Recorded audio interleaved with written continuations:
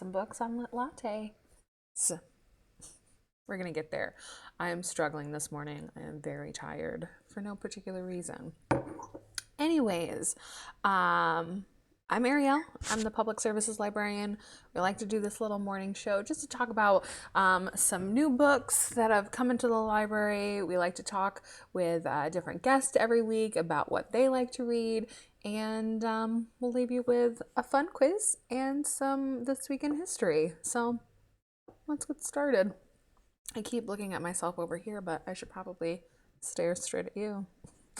The first book that we are going to talk about is Sins of the Bees.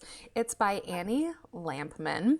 And this book is about a 20-year-old arborist named Silva. And she's desperate to remake a family for herself after her grandmother passes away.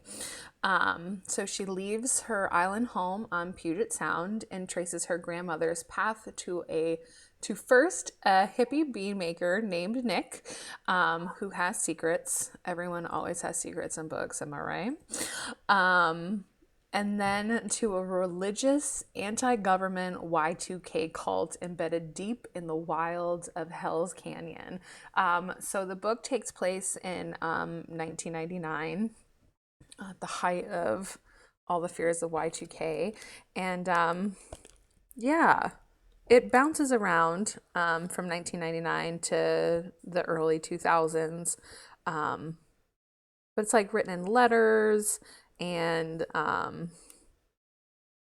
they do like the date, the title, and they call women maidens, subjects maidens before marriage, the setting.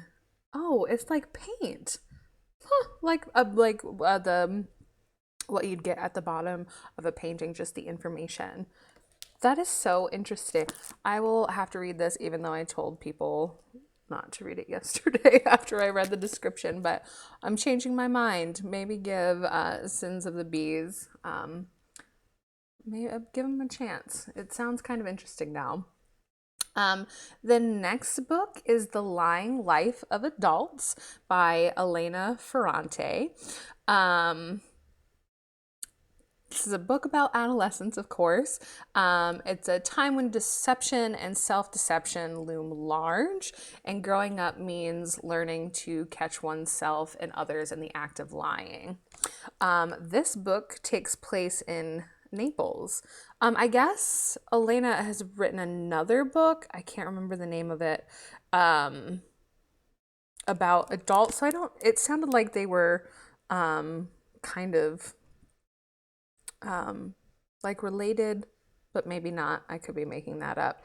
But she also wrote the book My Brilliant Friend. So this is on the New York Times bestseller list. It's been there, I think, for a couple of weeks. We finally got it. But it sounds pretty interesting. Now, out of all the books that I'm talking about today, this might be my favorite. It's Piranesi by Susanna Clark. I think this is also on the New York Times bestseller list for this week. But Piranesi lives in a labyrinth. There is an imprisoned ocean within the walls. Piranesi lives to explore the house. He is not alone.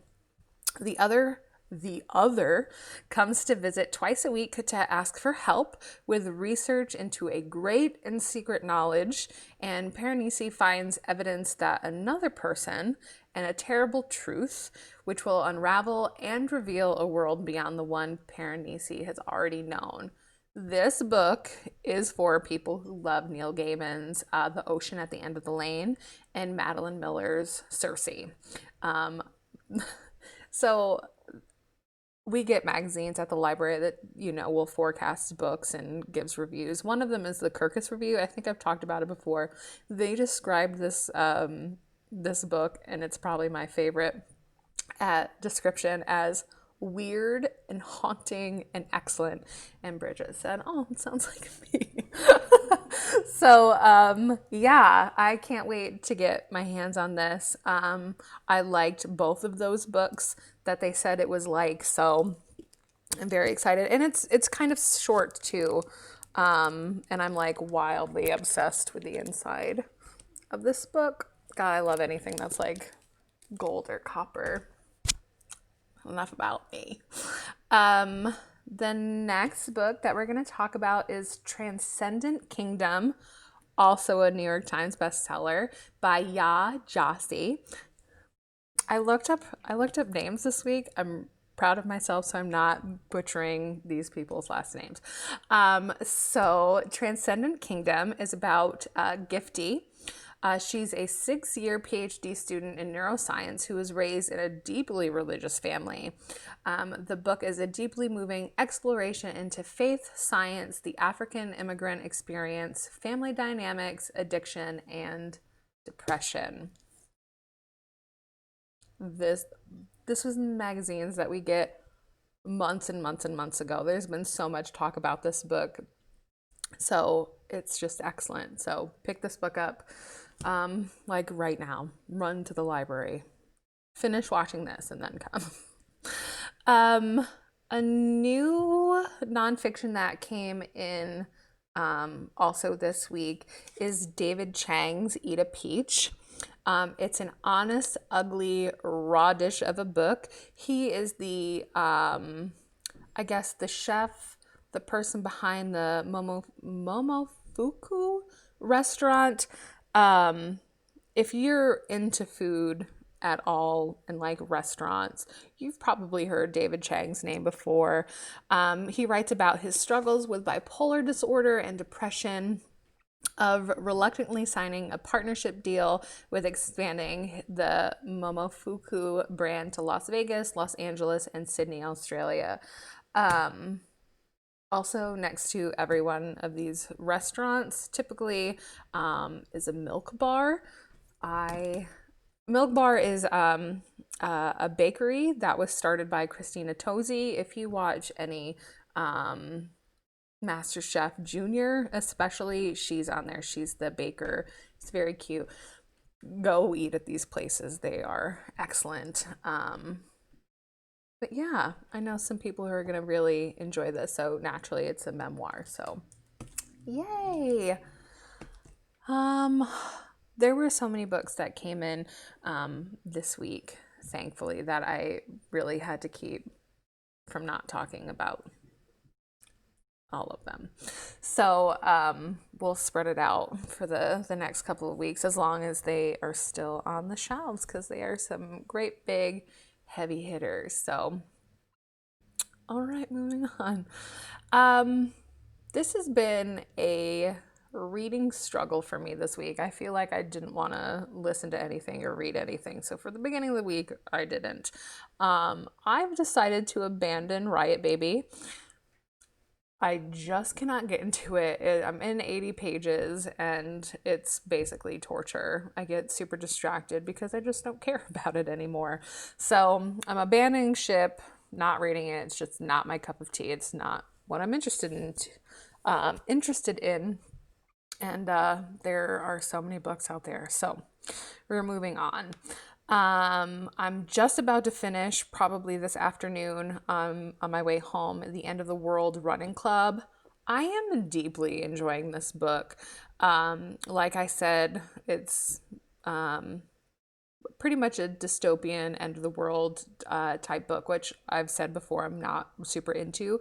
But this is like a deeply personal like telling of this guy's life and what's going on. The feelings are super real, and it's not far-fetched. I feel like it's a very believable like how things would go if the world, was starting to fall apart. So that's really good. And I also grabbed, I've talked about this 1,000 times before on the show, The Last Book on the Left. We had the audiobook downstairs, so I started listening to that. It's so good. And I feel like you need to listen to the podcast in order to get like how this book goes, because if you haven't, it's kind of a little like, what? So there's 3 guys, and the main guy, Marcus, is the one who does like all the reading, did all the research and writing. And then there's just like little interjections from the other two guys, Ben and Henry. And sometimes it's a little cringy, but it's fine. It's really good, but it is like super brutal. They talked about all the serial killers on their podcast, and they kind of make a little light of it, like jokes on the fly. But this is like super brutal. So we've already talked about Ed Gein, Richard Chase, and oh, who was the first one? Oh my God, I can't remember. Um, but it's fine. It's really good. I'm really enjoying it. I've been looking at this, and this has been on a couple of lists too, but it's Wonder Woman Tempest Lost. I look at this cover every day and I'm like, I want to read this. So I did get Shout from the same author, Lori Halsey Anderson. I didn't realize that she wrote this one too until about 15 minutes ago. So, yeah, it's a graphic novel. I haven't read any of those yet, so I thought I'd give this a shot. So that's what I'm reading. All right, enough about me. Let's talk to, finally, we are so excited to talk to our dearest Kathryn, who is our youth services librarian here at Huntington Memorial. Kathryn, hello. Can you hear me? I can. Can you hear me? I sure can. Look at that smiling face. How are you today? Good. Good morning, everybody. How are you, Ariel? I am most excellent. I have been waiting for you for weeks. I'm so happy you're here today. I'm here. I'm ready to go. In the person. And today you're talking to an adult and not children. Are you excited? I am excited. I mean, technically I have more in common with the kids, but here I am. Here you are. All right, let's just jump right into this. What did you like to read as a kid? So, fun fact, I was an avid reader as a child. I still am. I just wish I had more time to read a lot of books, but I really loved, Bill Martin Jr., Eric Carle when I was a kid. So Brown Bear, I knew every word. So I was probably one of those kids you think knows how to read, but just memorize the book.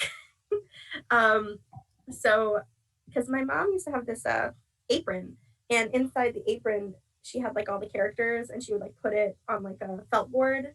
It was really cute. And my grandmother used to read tons of books to me as well. But I also really love the Biscuit series by Alyssa Capuselli, I think is how you say her name. But they're always the books I loved reading. I mean, that and Dave Pilkney's oh gosh, I can't think of the name right now. Captain Underpants. I also really like. So I was the type of kid I was. Excellent. So what are your 3 favorite books? I know it's a hard question. It is. So Howl's Moving Castle by Diana Wynne Jones is by far at the top of my favorite chapter books. I always really loved that book. It had such a wonderful fantasy world to it. And there's a sequel that didn't do the first book justice, in my personal opinion, but it was good. My second favorite is the Fruits Basket series by Natsuki Takaya, which is a manga series, I'm very big into the graphic novels and manga, which is kind of like a graphic novel, but more often in Asian cultures like Japan and Korea. I also really loved I Stay Near You by M.E. Kerr. I actually don't know if it was a young adult book or an adult book, but my middle school English teacher gave us 3 choices, and the whole class picked this book. Picked I Stay Near You, which has been a book I keep forgetting the title of over the years, and then I have to look it up. But it's definitely helped my my skills, and when people come in asking for books with blue covers or something. I'm glad that you are talking about like manga and graphic novels, because we haven't really talked about that really, really at all. I'm a big fan of them. I've always read them ever since I was a kid. It started with Sailor Moon.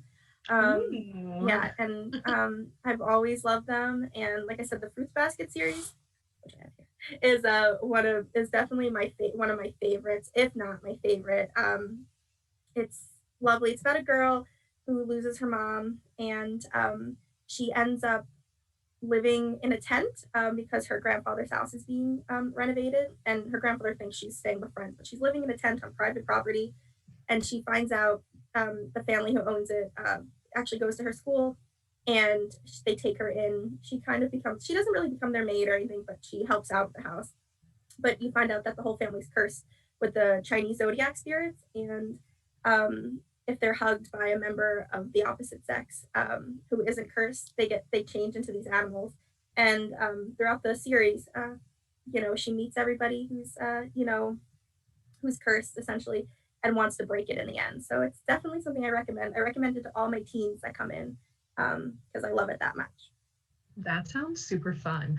And I didn't know this until some of these books came back. But can you tell us how they're a little different from regular comic books and graphic novels? Sure. So graphic novels are often in color. So are comic books. And when people think comic books, they think superheroes or things like that. It's definitely not just that.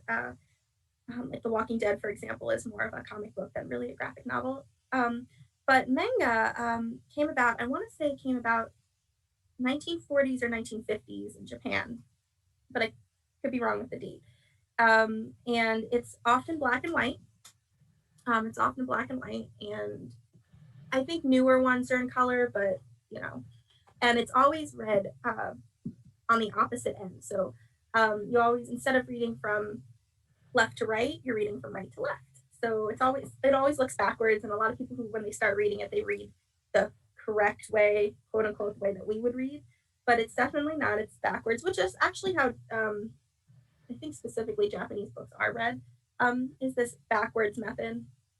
But and it's no different than any series really. It's still, there's a lot of different genres within manga, like slice of life, which is often about characters in school or just who are in the working place, and essentially it's a slice of life. It's just what goes on normally. There's the fantasy series, like this Fruits Basket one. There's shonen, which is often called shonen because it's a male character who's in the main role. So there's definitely tons of subcategories, and there's something for everybody in it. I really like the slice of life and the fantasy slice of life books, but yeah. That's so fun. I'm so glad that you knew exactly what I was talking about, like reading them backwards. I was like, I was very vague. Good, we're on it today. That's okay. I answer that question a lot. Yeah. Yeah. I guess my next question you kind of already asked, but your main go-to genre is usually comic books and graphic novels and manga? Yeah. Or is it something different? So I categorize it. So manga itself is just to me, its own thing, and then I like the slice of life fantasy ones of it. But in actual, chapter books or fiction novels, I really like fantasy as well. But if I'm really feeling a romance book, I'll read a romance. But often it's more fantasy. But I mean, I have my romances that I read, and I'm like, okay. I like the YA romances. Fun fact about me, I always thought I was going to read kids books and then middle grade and then young adult and then get to adult. It never happened. Adult books, who are they? So I kind of stunted my growth with reading, I guess, when I was a kid. So, but yeah, I really like young adult romances. I've tried the adults, well, boring. They don't have enough drama for me. Yes. You're not alone. And I don't think you need for me to tell you this, but I'm telling everybody that watches that tons of people love, tons of adult people love young adult. They love it. Absolutely. Yeah. they feel like there's a little bit more, emotions that we can connect to. Yeah. Plus, And that's very who can appealing. beat high school? Who can beat high school gossip? None of these books. Maybe the one that's about adolescence, but that's fine. So this is my favorite question. What books do you hate? Usually it's one, but I have a feeling that it might be more than one. It usually is. I have to say that I really strongly dislike the Warrior series by Aaron Hunter. I disliked it way before, I became a librarian. I dislike it more now because there's like 100 books in it and you have to have them all. But I mean, I don't know, it was always just so, there's like different, and so I was never really into the animal books, which is funny because I like people who turn into animals, but I never really liked the books with animal main characters as a kid. And the Warrior series has been going on since I was a kid. And it was about these different cats and clans and like war and fighting. And it just did nothing for me. And then when I became a librarian and I saw how much space it takes up, it really hurts me inside. But it's very popular with the kids. And very popular. I don't know. I was never into books like that. Let's see, another book I really I wouldn't say I hated. It's just I never finished it because I really liked it in the beginning, and it's one of those books where it dipped in the middle of the series. I really liked the Gone series by Michael Grant. Something happens in a town, and it gets encased by a bubble essentially, and they think, and all the adults disappear. So and all the kids are left. So the kids think that the adults like died off. They find all this stuff out, and kids take over, death, war, whatever. But by like because there's like 8 books in the series, by like the 4th book, it just you were kind of reading and going, is this gonna end soon? Yeah, because it was the same. Yeah, it was the same plot. Like they didn't like each other on this side of the town, and war. This, and there's gonna be a conclusion to what's going on. Eventually got there, but I don't think. I'm not gonna lie. I think I Wikipedia the last book because I couldn't read it. I was excited to find out how it ended, but I was torturing myself. So, good book series. I'm not gonna lie, it was great, but you have to kind of be strong. Who are some of your favorite authors that just like you find yourself keep picking up their stuff? So I love Simone Elkelis. She wrote the Perfect Chemistry series and it was about these 3 brothers. The first book was about one brother, second was about the other, and the third was about the third brother. And it was, I'm not gonna lie, it was the same plot. Brothers are from the wrong side of the tracks, they're from the gang, and then beautiful girl walks in and changes her life. But it was everything to me. So that's definitely the kind of romance I like. So I was like, ooh, cool. And I liked all 3 of them, and they were written really nice. They read really quickly, really wonderful books. I like Rick Riordan. Percy Jackson series is by far one of my favorite kids series. I read all the books in like 3 days, and I really enjoyed it. I will say that some of his other series, they're good. Percy Jackson series is definitely his best work, but I mean, I do like his other books as well. I mean, they're okay. But if I have to pick, I pick the Percy Jackson series he wrote. And Ichiro Oda, I don't know if I'm saying his first name right, but he's right. He wrote, and he is still writing, the One Piece manga series, which is about pirates. And it's been going since 1997. It has 97 books, and I'm not caught up. So I read it when I was in middle school. Then I got out of it. And then I read it in high school, got out of it. And now I'm getting back into it, but I'm quite far behind. I'm like on book like 40. So I'm getting there. But it's just really nice, and it's a lot about friendship, like the real history. The real thing you get along the way is friendship. Maybe, I don't know. We'll see how it ends. But and my last favorite author, he's writing something new that I've been reading recently, and it's called My Hero Academia, and it is another manga. Very familiar. Yeah, it's a big manga going on right now. It's one of the top 3. And his name is Kohei Horikoshi, and wonderful. I mean, I'm on the edge of my seat because it's one of those mangas that often they come out in weekly magazines in Japan. So every week I get a new chapter. I don't wait for the book. I get a new chapter once a week, and it's like the highlight of my week. Every Sunday I get up and make breakfast, and I wait till 11 o'clock to read it. And it's right now they're in the biggest arc yet. They're in a war arc, so you're kind of like, who's going to survive? So I'm really enjoying that, and I do recommend it to everybody because it's pretty new. Only 300 chapters this time, as opposed to like 1,000. So that's wild. That sounds like such a lovely Sunday. it is. That's. I mean, all I look forward to. I look forward to my omelet and my new chapter. I love that for you. What are you? You said that you were getting your chapters weekly, but is there anything else that you're currently reading? Other than My Hero Academia, I've been rereading, because I did read this years ago. I've been rereading the Gregor the Overlander series, which was Suzanne Collins' first series, who of course wrote the Hunger Games, which I also like.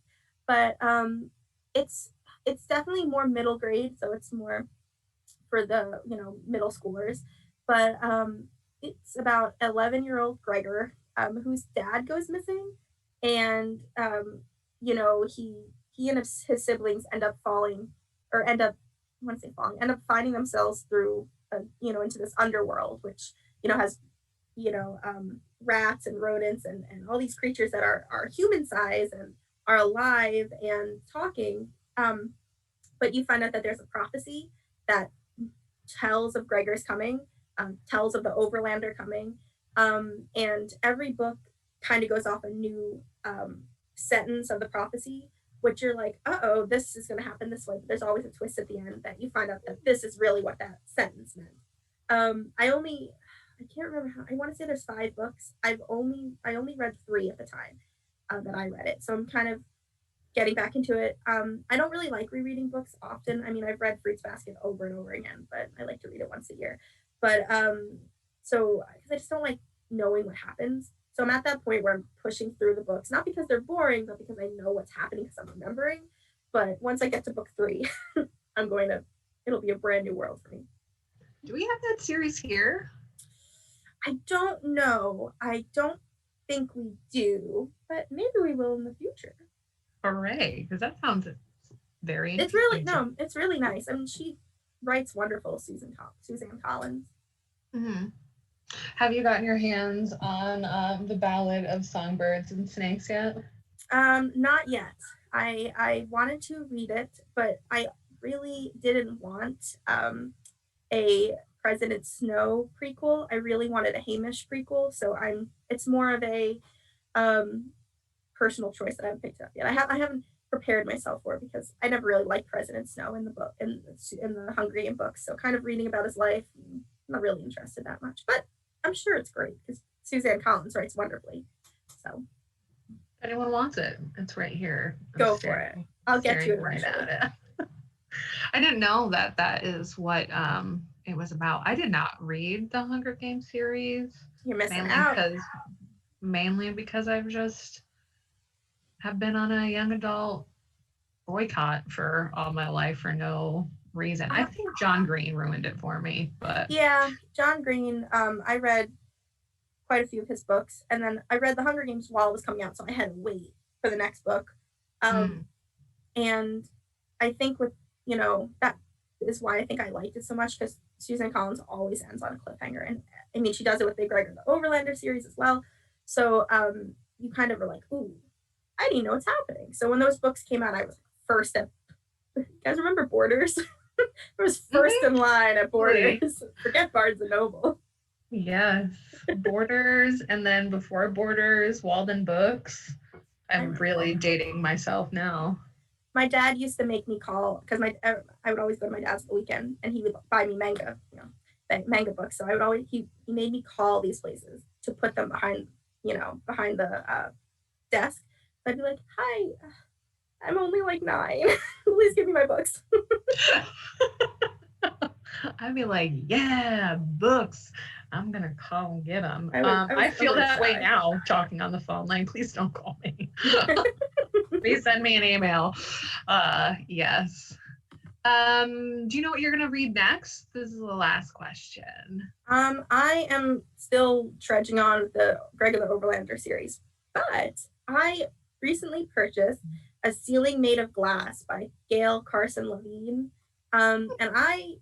It's one of those situations where you kind of look at somebody's name and go, sounds really familiar. So I looked up the author's name, and she wrote a book Ever, which I read and I loved years ago.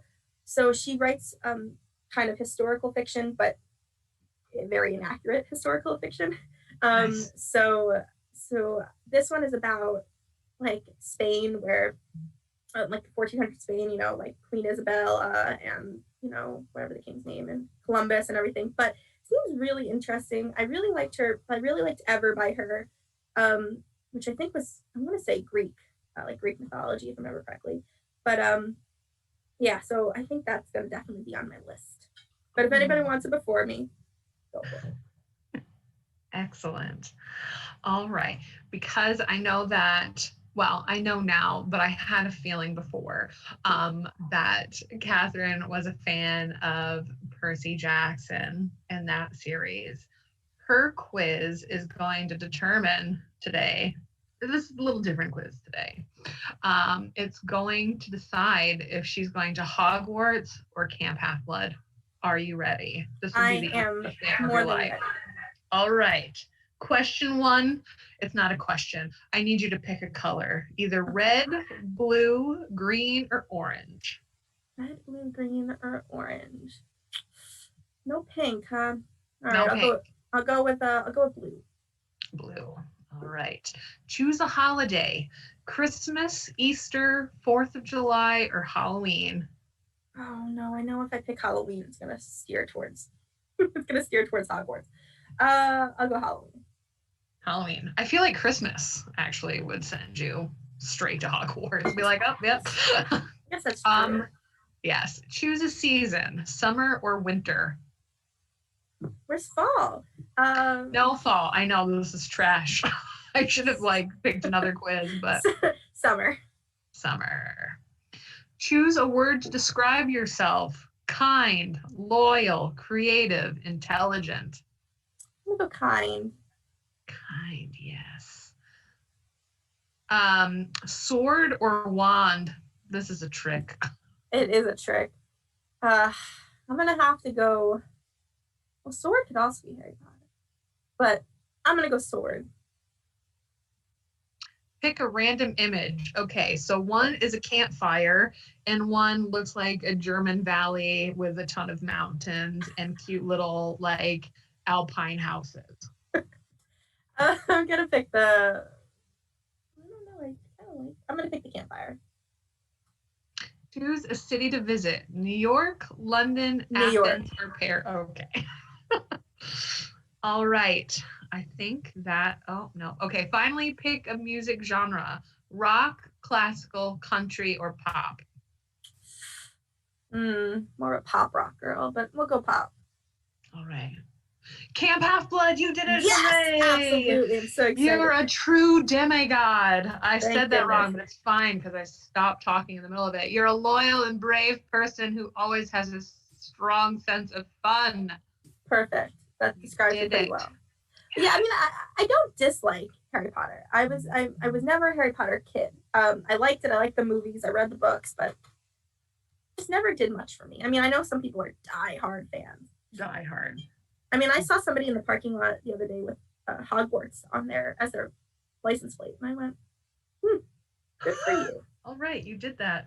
You did that. That's good. All right, you want to stick around for This Week in History? Absolutely.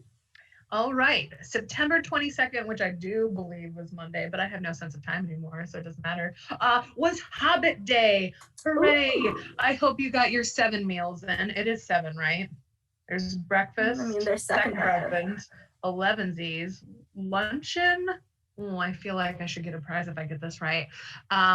Tea, dinner, and then supper. If you're correct, go get a prize out of the prize box. Oh, I missed the prize box. I remember. I feel bad that I can't tell children where it is anymore. We'll get after that. they bring me their Lego creation. All right. On September 23rd was Neptune Discovery Day. It was discovered by German astronomer Johann Galle. I probably said that wrong, and I didn't say angry. I'm just kidding. Disagree. I actually found Neptune in 1846. Yeah. You don't know. I'm a demigod according to my quiz. That's true. And then we have two authors' birthdays. September 24th, F. Scott Fitzgerald was born in 1896. And then on September 25th, William Faulkner was born in 1897. And he shares the same birthday with Shel Silverstein. They're 33 years apart. Shel was born in 1930. Lots of authors born this week. That's wonderful. And I like all three of them. Same. As I was writing down Fitzgerald's birthday, I was like, oh, remember in January when I was like, I'm going to read all the stuff he wrote. I read Benjamin Button, and that was about it. You wrote Benjamin Button? Mm-hmm. I didn't actually know that. He did. It's like 80 pages. It's super short, and we have it downstairs. But I have not done that. I feel like January was 2 weeks ago, yet 8,000 years ago at the same time. That is true. I'm pretty sure it was. Yeah. No sense of time. Like, it's October. The Great Gatsby was the only book I really liked in high school that I was forced to read. Same. It was the only one I actually read. Oh, that in 1984. Those two books. Oh, what do they have in common? They're this big, by the way. I like Lord of the Flies, too. Maybe I read that one too. I remember not reading a lot. So that's fine. A separate piece. For some reason, the Lord of the Flies new cover is bright yellow and really fun and exciting. And I'm like, and it has Piggy's glasses on it, but I'm like, I like the old one where they're covered in mud and sticks.